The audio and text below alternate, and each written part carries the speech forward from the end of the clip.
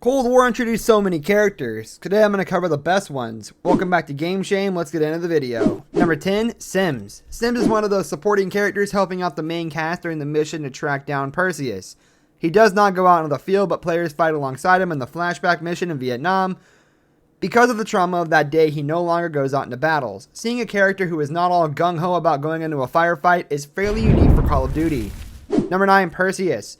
This entry shies away from direct spoilers, but we will tell players not to expect any huge revelations about the actual character of Perseus. It suffers from a similar Valen problem as last year's entry, Modern Warfare. He's more of a boogeyman that players have to stop than a real personality with substance. Villains do not have to be sympathetic, but they should at least have some content to their character. Number 8, Lazar. Another minor character, players talk to Lazar while in the safe house between certain missions.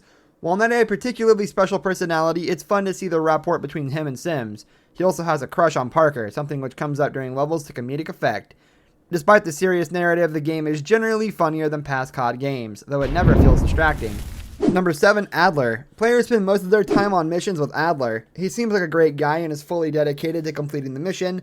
This might be a light spoiler, so anyone who has not beaten it should move on to the next entry, but Adler has a house of secrets that he hides from the player, and they all significantly impact the player.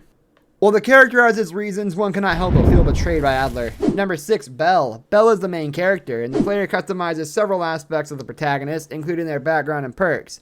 While they lack any definitive personality, the game deserves commendation for trying something new with the campaign by letting players have some agency over the protagonist. Belle's look is not customizable, however, since they are never seen on the course of the game anyways. The player customization is also smarter than most other created characters since it ties into the story. Number 5, Ronald Reagan. Regardless of where the story goes, most of his dialogue involves damage control, always trying to find ways to avoid the US taking blame for responsibility for any of their mistakes during these Black Ops operations. All countries have skeletons in their closet, but trying so hard to cover them up is especially dangerous. Number 4, Woods. Woods has always been a favorite in the Black Ops games. While he has a new voice actor, it is the same old wisecracking Woods. It's difficult to imagine how someone could so nonchalantly crack jokes during the heat of combat. But one has to remember he spent 4 years as a POW, an experience that no doubt has warped his views in the world. Players spend plenty of time with him, and he always livens up the missions in which he takes part. Number 3, Hudson. Hudson returns once again, and similarly hides a host of secrets from the player and the other protagonists.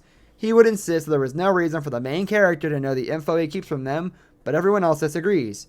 Those experienced with the series know how to expect lies from Hudson. At the end of the day, he is always dedicated to his country and mission, so one can bet their bottom dollar that despite him being untrustworthy, he would never betray the team. Number 2, Parker. Parker is an MI6 agent who Adler brings on the team. She plays a big part in many missions and is always dependable if not entirely trustworthy. Taking her back between missions reveals that many tidbits about Adler, her, and the general lore of the Black Ops universe. A certain moment in the game forces the player to choose between assisting her or assisting Lazar, and it's hard to pick Lazar over her. Number 1, Mason. Mason is the main character from the first Black Ops and was originally played by Sam Worthington. It's weird to see him pushed so far to the side of this game. Save for a few references to the first game regarding his arc, he could have been a new character with a new name and no one would have known the difference. Players learned nothing new about him during the campaign.